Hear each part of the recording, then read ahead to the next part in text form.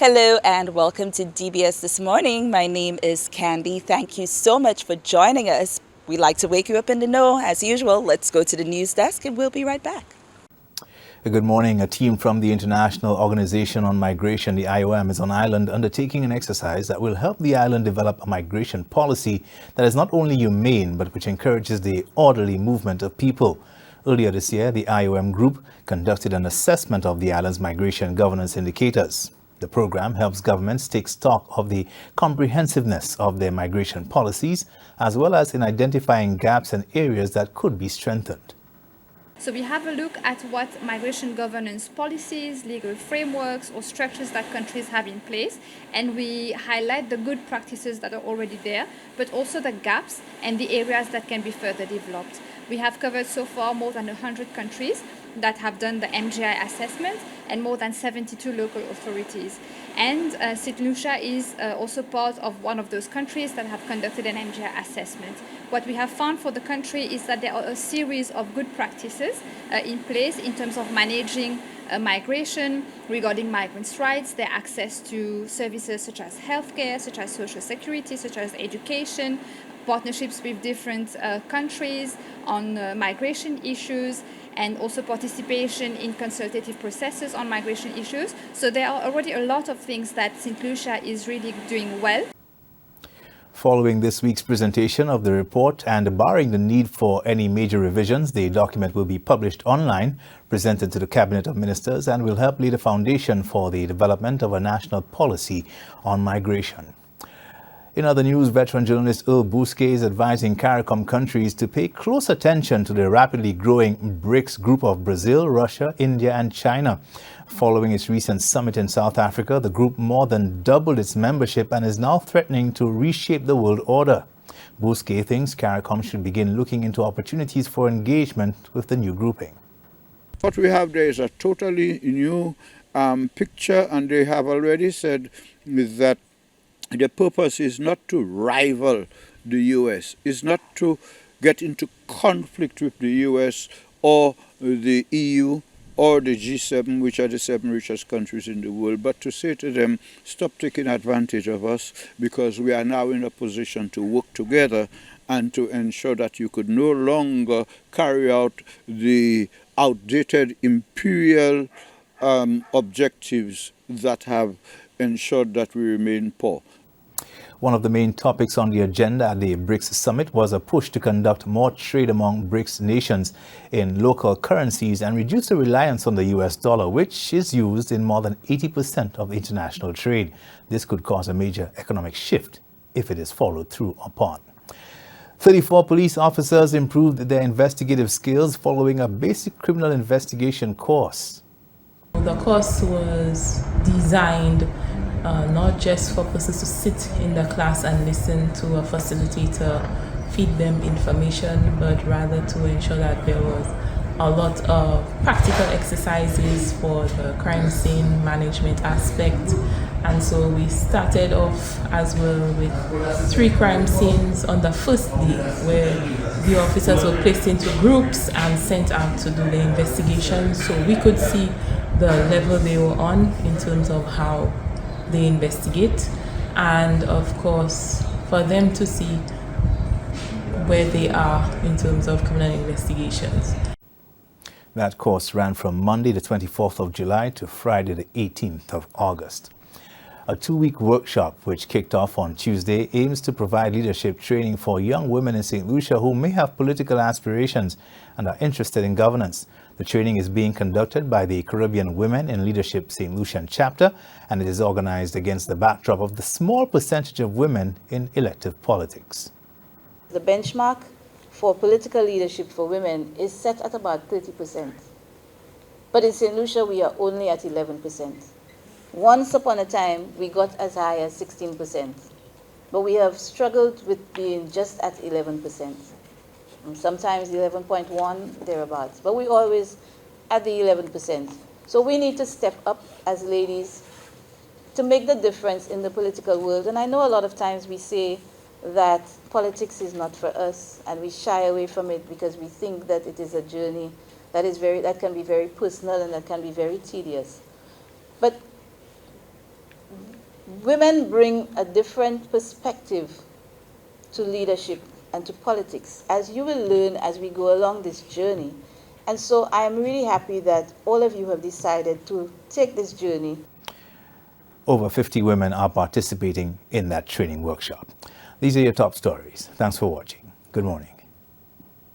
Thank you for sticking with us. We have exciting and informative interviews coming up for you. We're going to speak with Hannah Dupal-Romain. She is from the Ministry of Agriculture. We're going to touch on whatever threats are looming to our agricultural system. And we're also going to catch up with Teddyson John, who is about to go on tour with Kester Band. Stick with us. We'll be right back.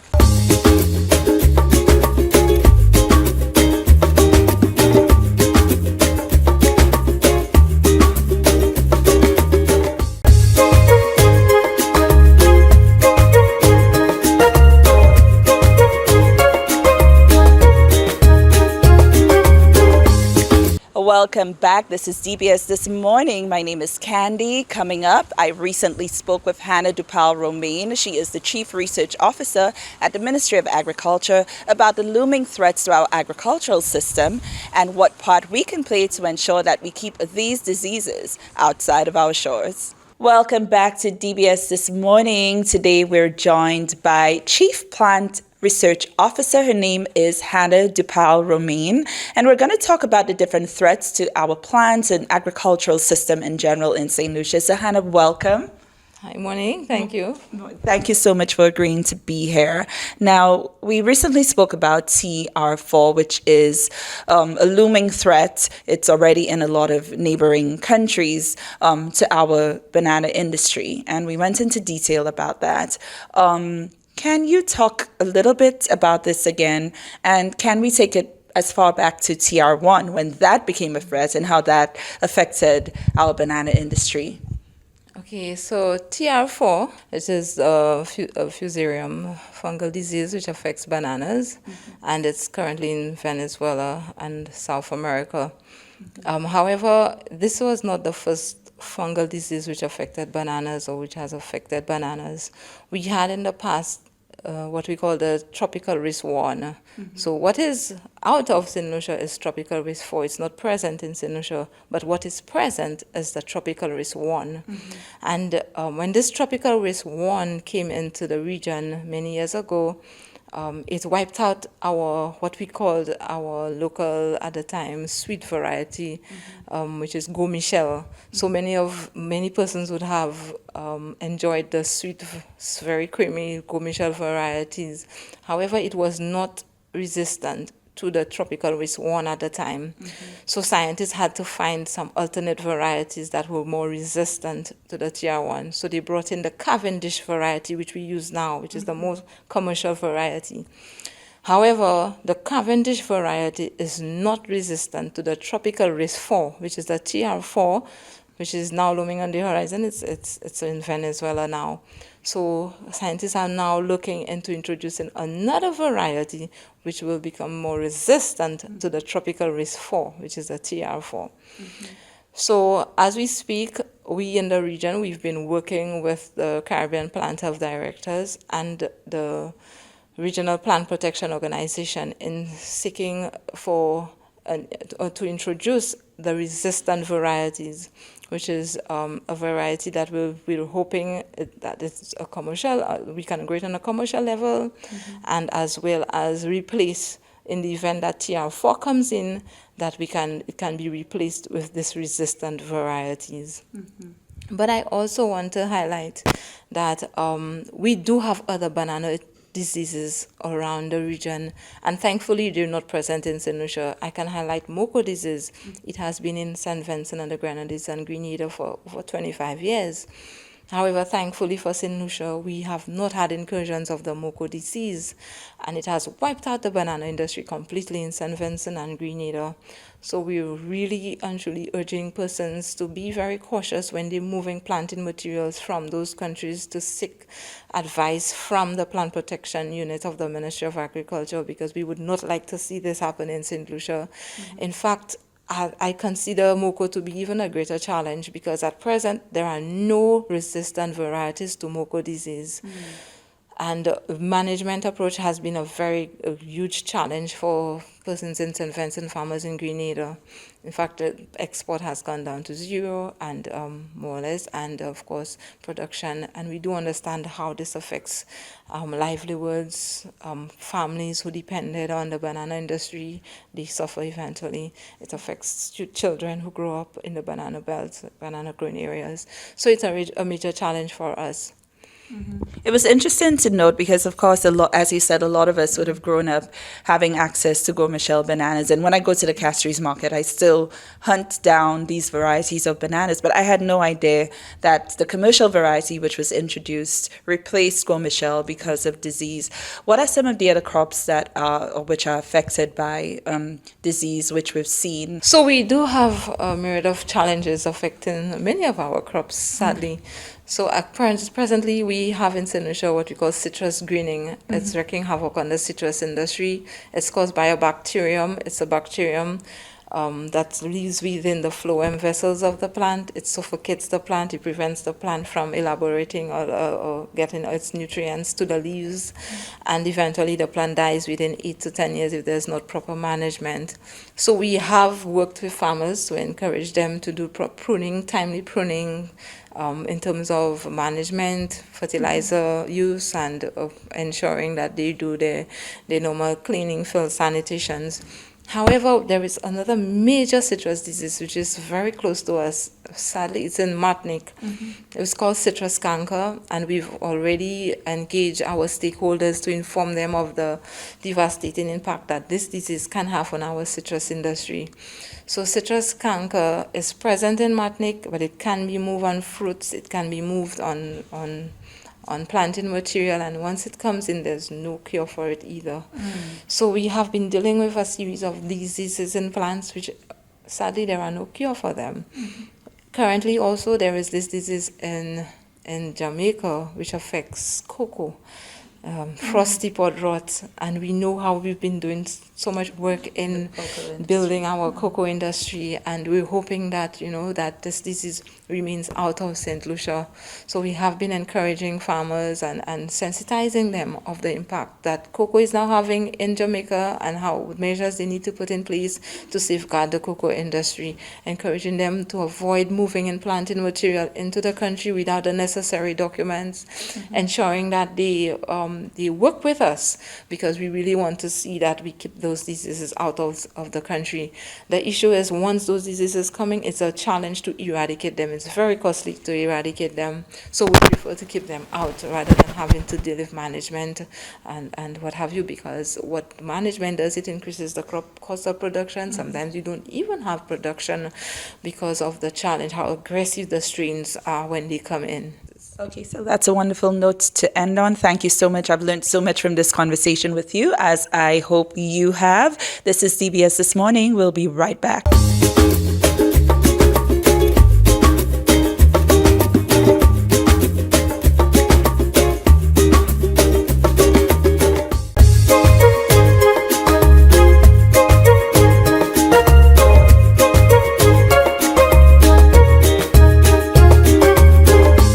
And welcome back to DBS This Morning. Teddyson John, as I like to call him, is one of our biggest exports. He's about to go on tour with Kester Band. We talk about that and so much more.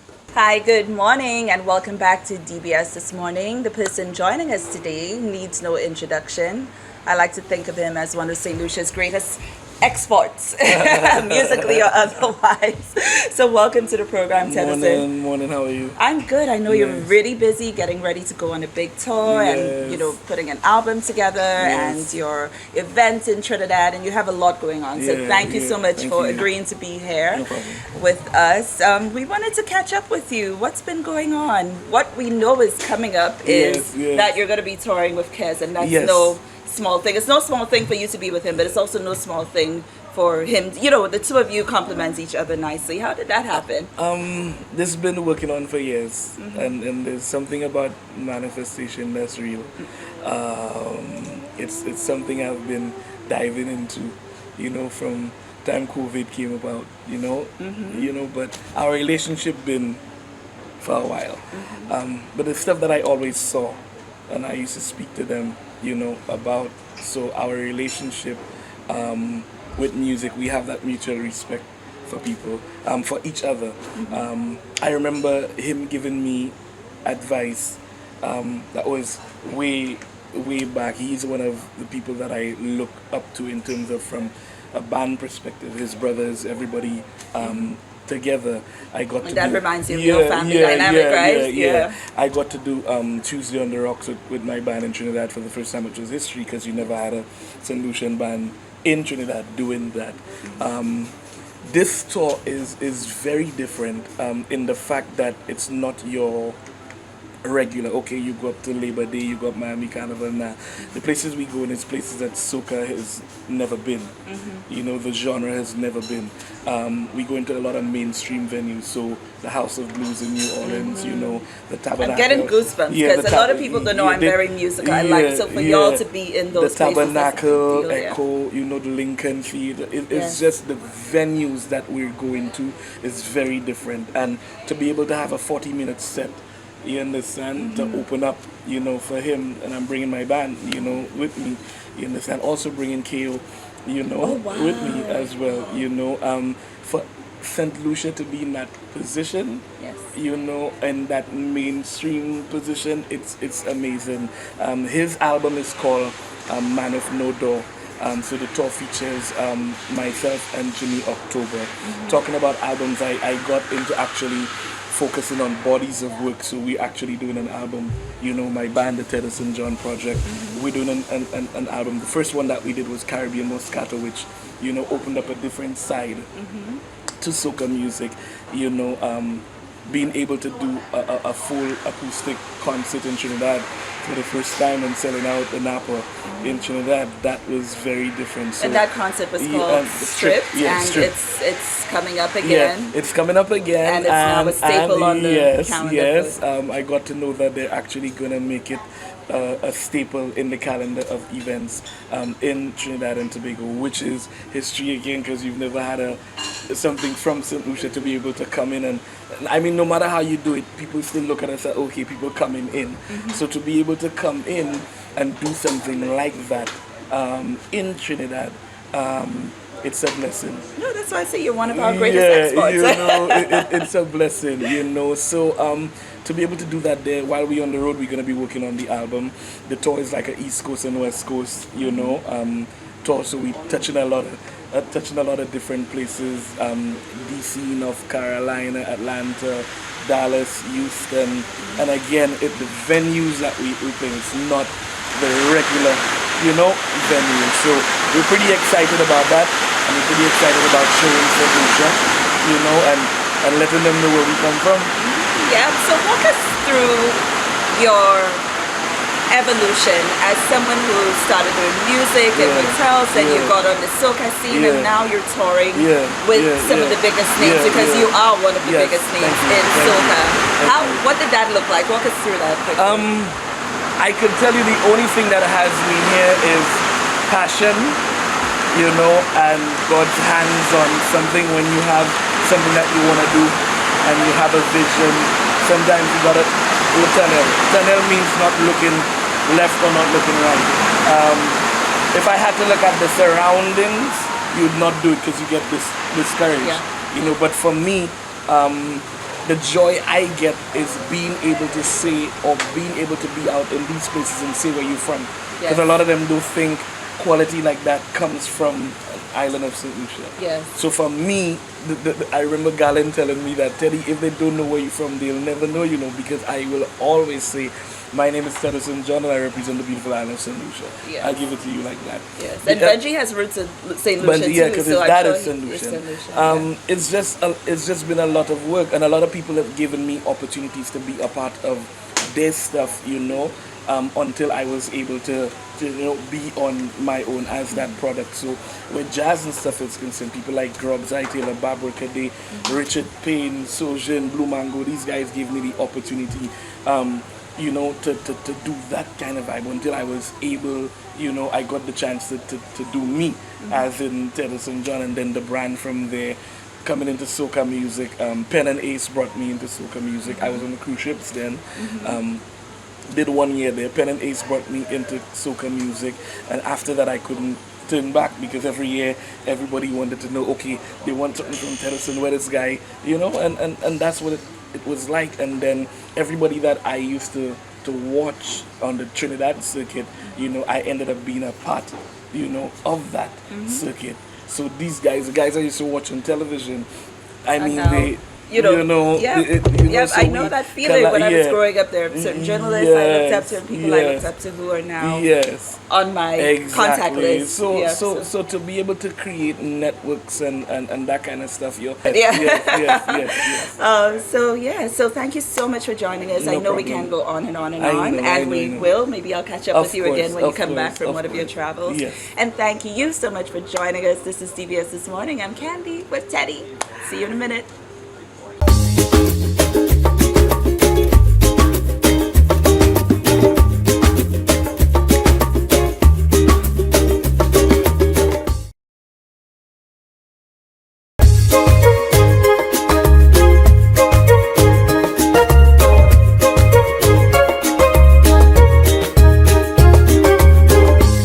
Good morning, DBS family, and welcome to another episode of DBS's Lookbook. I am Vanessa Henry Long, your certified image consultant, personal stylist, and makeup artist from Lovely Makeup Artistry and Image Consultancy. This morning, I have a treat for you, something a bit different. As you can see, I have pulled out some of my, maybe not go-to favorites, but some of the outfits within my closet so I can help you create a curated closet, or what I call organize a closet that works for you. Now, let's get things straight off the bat. There's a difference between tidying up your closet and organizing your closet. Let me explain this. Tidying up your closet might just be, dusting out some cobwebs, cleaning up the space, putting your clothes together and just hanging them on a rack. All of this well and good. However, organizing your closet now, this is where you may find a little bit more of that eye for detail, or that little meticulous side of you would come out when it comes to organizing your closet. It really helps you to put things or compartmentalize things into areas to make it very easy for you to find, mix and match the pieces within your closet, and make it interesting when it comes to finding your clothing, which is one of the challenges I think many of us have when it comes to finding clothes within our closet to wear, whether it be for work, whether it be for out, or wherever you're going. So let's see how you can organize your closet today. So, first things first. When it comes to organizing your closet, you need to toss out everything. Now, if you have a lot of clothes, I'm sorry for you. That might take a day or two. But toss out everything in your closet. Take out all those clothes, the hangers. If you have drawers, remove your drawers. But for now, we are just going to focus on the closet side space, not the drawers. We're not looking at the drawers for now. We're going to look at your hanging clothes. This is what we're going to look at.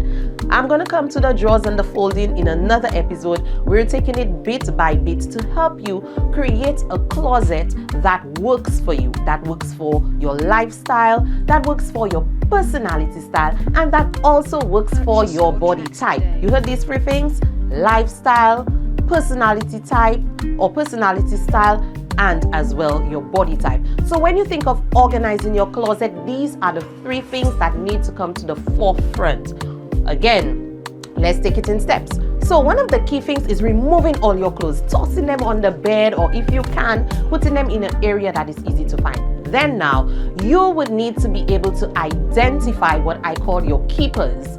These are the items that basically that you will be wearing. You would find that within your wardrobe, there may be a lot of outfits, if again you haven't done a wardrobe purge, that you don't use. So guess what? Only place your keepers in your wardrobe, because this now would help you dress appropriately for your lifestyle as well as your body type. Now, if you have any outfits that have holes that need to go to the seamstress, do not, I repeat, do not hang it in your closet. It needs to be placed aside in a basket or in a nylon bag so you can bring it to the seamstress or your tailor so it can be mended. Now, if there are some pieces that you realize you will never use, please, I beg of you, do not hang on to the clothes. Give it away to a friend. Or, you know, there's the new thing now, flea markets. You can make some money out of it. So you bring it to the flea market so you can make $1 or $2. Now, let's go into the closet. I placed this small little area here, not a big closet. We'll be looking at a little step to make it easy for you. If you notice, one of the key things in organizing your closet, organizing by color. When you do this, it can easily help you understand which color I'm going to today. So for instance, I feel to be in a little black mood today, wearing a corporate color, feel a little strong. So you head straight to your black area.